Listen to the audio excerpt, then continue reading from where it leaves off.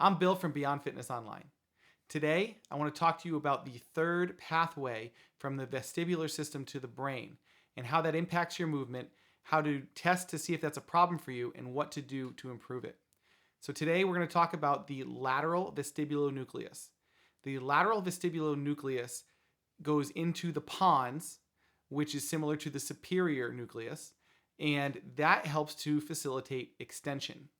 Now, primarily, that communication comes from what's called the utricle, which is the part of the vestibular system that tells your brain which way your body is moving in space on a lateral plane, so side to side or forward and backward.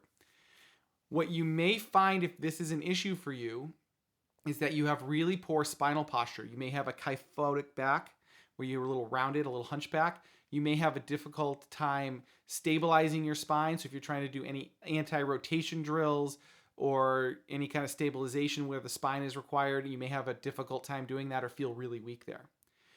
You may also see problems whenever you try to go into extension that may be really stiff or really weak. You may look down at your feet and notice that one of your feet is internally rotated a little bit more than the other.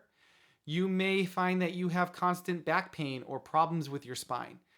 You may have problems getting deep into a squat because of the stiffness. So these are all indications that you may have a problem with your lateral nucleus. So here is the test. You're going to want to take a letter. If you have it, you'll want to use a Snellen chart. And a Snellen chart is what you see at the eye doctor with all the letters.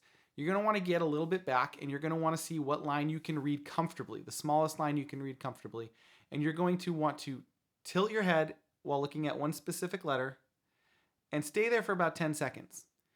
If that letter starts to get blurry, then this might be your problem and we need to fix this. So in order to fix this exercise, we are going to do an exercise called a head tilt walk. And we are going to do this in two different ways, and I'm going to show you that right here.